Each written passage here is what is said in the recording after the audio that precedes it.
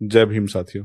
जैसा कि आप सब जानते हैं, मुझ पर कुछ गंभीर आरोप लगाए गए हैं। मैं इस मुद्दे पर सोशल मीडिया या पब्लिक प्लेटफॉर्म पर कोई अनाप शनाप टिप्पणी करना सही नहीं मानता। मेरा धर्म है, मेरा फर्ज है कि मैं ऐसा कोई शब्द न कहूं जिससे किसी बहन बेटी की गरिमा को ठेस पहुंचे। इसलिए साथियों, मैं फिलहाल ज्यादा कुछ नहीं कहूंगा, लेकिन इस वीडियो में 5 ऐसे सवाल रखे गए हैं जो बहुत जरूरी हैं। ये सवाल हर उस शख्स के मन में उठते हैं जो सच्चाई को जानना चाहता है। आप सबसे विनती है, इस वीडियो को आखिर तक देखें, समझें और सोचें, और जितना हो सके इसे अपने व्हाट्सएप ग्रुप्स और सोशल मीडिया पर शेयर करें ताकि सच्चाई हर इंसान तक पहुंचे।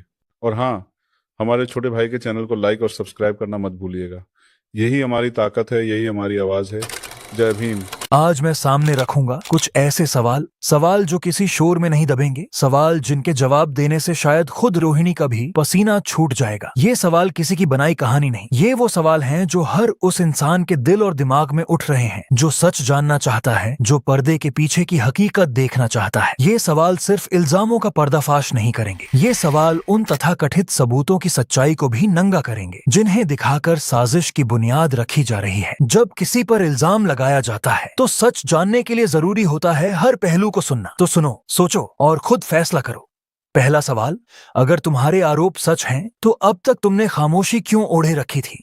किस वजह से इतने समय तक एक शब्द तक नहीं बोला? क्यों नहीं उस वक्त सीधे पुलिस के पास गई जब तुम्हें पहली बार जरा भी तकलीफ हुई थी? क्यों नहीं लिखा एक भी शिकायत? क्यों नहीं दर्ज कराई FIR? क्या तब डर इतना हावी था कि तुम्हारी आवाज खुद तुम्हारे अंदर कैद हो गई थी? और अगर हाँ, तो आज वो डर अचानक कैसे टूट गया? कौन सी ताकत, कौन सा साहस, कौन सी वजह तुम्हें आज ये बोलने पर मजबूर कर रही है? या फिर ये ताकत किसी और के इशारे पर आई है? ये साजिश की बिसात है या इंसाफ की तलाश? दूसरा सवाल, जब चंद्रशेखर भाई हर रोज संघर्ष की आग में जल रहा था, जब वो सड़कों पर लाठियां उठा रहा था, जेल की सलाखों के पीछे सड़ रहा था, जब वो अपनी जान की बाजी लगाकर समाज के हक की लड़ाई लड़ रहा था, तब तुम्हारे दिल और जबान पर चुप्पी क्यों थी? क्यों तुम्हें तब ये सच्चाई लोगों को बताने की जरूरत नहीं महसूस हुई? क्यों नहीं तुमने तब वो आवाज उठाई जो आज अचानक बुलंद हो रही है? क्या तुम्हें तब डर था या तुम्हारे इरादे तब कुछ और थे? और अजीब बात ये कि जैसे ही जीत की माला गले में पड़ी, जैसे ही जनता का आशीर्वाद मिला, तुम्हारी याददाश्त लौट आई। ये संयोग है या सोच समझकर बिछाया गया जाल?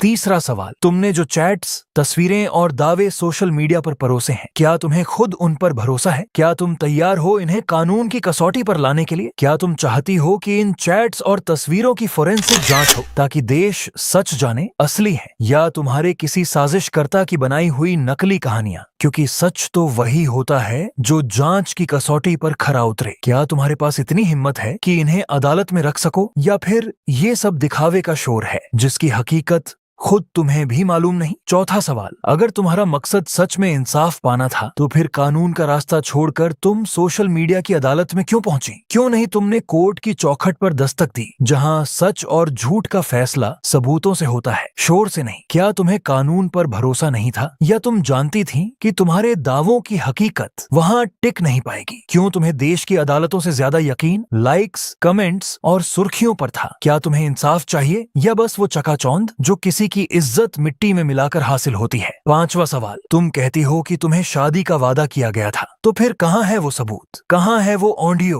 वो वीडियो, वो दस्तावेज जो इस दावे को सच साबित करे? कहीं ऐसा तो नहीं कि ये सिर्फ तुम्हारे शब्द हैं जिनका कोई आधार नहीं? क्या तुम्हारा सच सिर्फ बोलने भर से सच हो जाएगा, या फिर तुम्हें खुद भी यकीन नहीं कि तुम्हारा ये दावा सच की कसौटी पर खड़ा रहेगा? तो ये थे वो सवाल जो सिर्फ पूछने के लिए नहीं है, सवाल जो हर सोचने वाले जमीर को झकझोरने के लिए है। अब फैसला तुम्हारे हाथ में है। क्या तुम भी साजिश का शिकार बनोगे या सच को उसकी असली शक्ल में पहचान पाओगे? याद रखो, इल्जाम लगाने में वक्त नहीं लगता, लेकिन सच की गहराई में उतरने के लिए हिम्मत चाहिए। मैं सच्चाई से नहीं डरता। अब बारी तुम्हारी है। सुनो, सोचो और खुद सच का फैसला करो।